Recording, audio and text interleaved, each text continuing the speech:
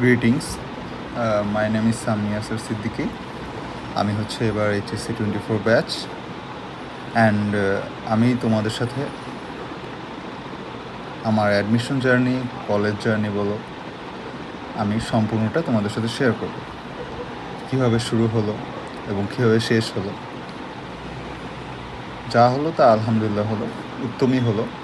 আমি এখান থেকে কী শিক্ষা নিতে পারি, তোমরা আমার থেকে কী শিক্ষা নিতে পারো, এবং why you don't have to worry, কীভাবে তোমরা হচ্ছে তোমাদের প্রিপারেশন খারাপ থাকা সত্ত্বেও তোমরা একটা ভালো জায়গায় নিজের স্থান করে নিতে পারবে, এবং কীভাবে তোমার থেকেও কয়েকশো গুণ বেশি ভালো প্রিপারেশন থাকা সত্ত্বেও তারা কোথাও ভালো জায়গায় চান্স নিতে পারবে না, সেটা আমি ক্ষুদ্রভাবে ব্যাখ্যা করব।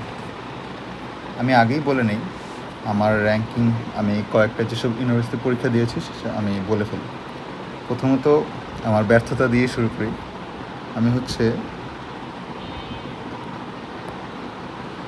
বুয়েট তোমার হচ্ছে 1607। এখন দেখলেও খারাপ লাগে, তবে দেখার কাজটা আমি করে নিই। অ্যান্ড আমি সম্পূর্ণ দোষ দিব না, তবে বিষয় হচ্ছে ওই আমার বাই কোনো খারাপ লাকের কারণে হয়তো বা আমার বুয়েট প্রিলি অ্যান্ড রিটেন উভয় দিনে আমি খুব সিক ছিলাম। সো রেজাল্ট জাস্টিফাইড আমি বলবো না, আসলে বিষয় হচ্ছে আমার থেকে আমি বিশ্বাস করি এই একই সার্কামস্টেন্সেস অনেকে ফেস করেছে, হয়তো বা আমার মতো সিক থেকেও অনেকে চান্স পেয়েছে। তো এটাকে আমি দোষক্রুটি না ধরে আমি বলবো আমার আসল দোষক্রুটি কী ছিল। আগে একটু শর্টে বলে রাখি যে আমি ম্যাথে হয়তো আমি অনেক দুর্বল ছিলাম, দ্যাটস ওয়াই আমি ওইটাকেই মেইন দোষ দিব, অ্যান্ড ওইটার সম্পর্কে আমি বিশদভাবে বলবো।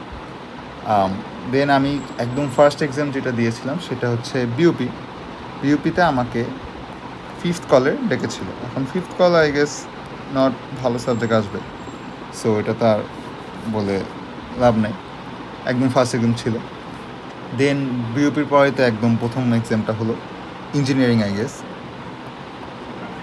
KUET, which I had a ranking of 1065 and I got triple E here, and আমি আপাতত কুয়েটে অ্যাডমিটেড। আর হচ্ছে তারপর আমার এক্সাম হলো আই গেস মেডিকেলে আমার র্যাঙ্কিং আই গেস ছিল 25,000 সামথিং ইস, এরকম কাইন্ড অফ।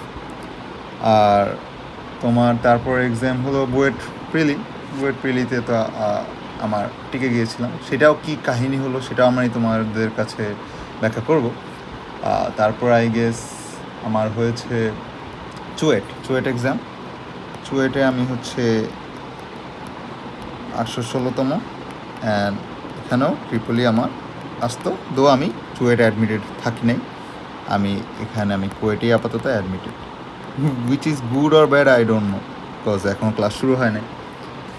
আর চুয়েটের রেজাল্ট তো পরে আসে, অ্যান্ড যেহেতু আমার কথা ছিল আমি সাস্টেরও তোমার ফর্ম তুলেছিলাম, রুয়েটের ফর্ম তুলেছিলাম, তবে আমার কথা ছিল যদি আমার আমার ততদিনে কুয়েটের রেজাল্ট এসে পড়েছিল, এবং কুয়েটে যেহেতু আমার এত ভালো রেজাল্ট এসেছিল, তাই আমি ভেবেছিলাম যদি আমার বুয়েট পিলিতে হয়ে যায় তাহলে আমি রুয়েটে এক্সাম দিব না, বিকজ রুয়েটের তোমার এক্সাম ছিল 8 তারিখ অ্যান্ড বুয়েট 15 তারিখ। সো ওই দৌড়াদৌড়ি করে ওই কষ্টটা আমি নিতে পারছিলাম, আমি চাই না অ্যাটলিস্ট, বিকজ আমার অলরেডি বুয়েট এসে পেয়েছিলো কুয়েট এসে পেয়েছিলো, সো কুয়েটে তো আমার নেওয়াটাই স্বাভাবিক হতো। অ্যাজ যদি এই ঝামেলা না হতো আমি মনে করি সবাই মনে করতো অ্যাটলিস্ট যে KUET one of the best, and বুয়েটের পরেই সেকেন্ড টু বুয়েট বলা হতো কাইন্ড অফ। সো ওই হিসেবে জাহাঙ্গীরনগরও তোমার ফর্ম নিয়েছিলাম, বাট এক্সাম দেওয়া হয়নি, সো রুয়েট দেওয়া হয়নি আই বুঝতে। তো পরে বুয়েটের রিটার্ন ছিল, দেন বুয়েটের রিটার্ন পর DU written and MCQ I guess. ডিইউতে আমার র্যাঙ্কিং হচ্ছে 1357। ডিইউতেও রেজাল্ট খুব ভালো গেল, কোন সাবজেক্ট আসতো আমি তো তা বলতে পারি না, কজ ডিইউ তো আবার সিস্টেম ভিন্ন, তাই। And after that my last exam that I gave was এমআইএসটিতে আমার র্যাঙ্কিং হচ্ছে 600 91। Excuse my handwriting, because আমি এখনও ফুললি অ্যাকাস্টম টু না, but still I will try to do better in future, I guess. So এখানেও simply triple E আসতো। And আমি হচ্ছে ট্রিপলি চেয়েছিলাম। আমি মাঝখানে ভেবেছিলাম যে আমি সিএসসি পড়বো না কি না, লাইক সিএসসি আমার হচ্ছে একটা ইচ্ছা ছিল, বাট এমনিতে পরে আমি দেখলাম যে আমি যেহেতু ম্যাথে দুর্বল, অ্যান্ড সিএসসির একটা মানে প্রোগ্রামিং কোডিং একটা মেজরিটি একটা অংশ ম্যাথ নেই, লিটারাল ম্যাথ, অ্যান্ড ওইসব জিনিস যত জিনিস বুঝবো আমার back end developer, software developer, যেগুলো আমার ইন ফিউচার যেগুলো ম্যান্ডেটরি সেখানে কাজে লাগে। সো আমার যদি ওই ফিল্ডটাই না থাকে, আমি যদি পছন্দই না করি, তাহলে তো আমার ওই জিনিসটা নিয়ে পড়ে থেকে লাভ নেই, বিকজ আমি আমার আলটিমেটলি জব সেক্টরে আমি খুব একটা সাকসিড করতে পারবো। আমার কেমিস্ট্রি এবং ফিজিক্স তুলনামূলক ভালো লাগে এবং আমি খুব ভালোও করি।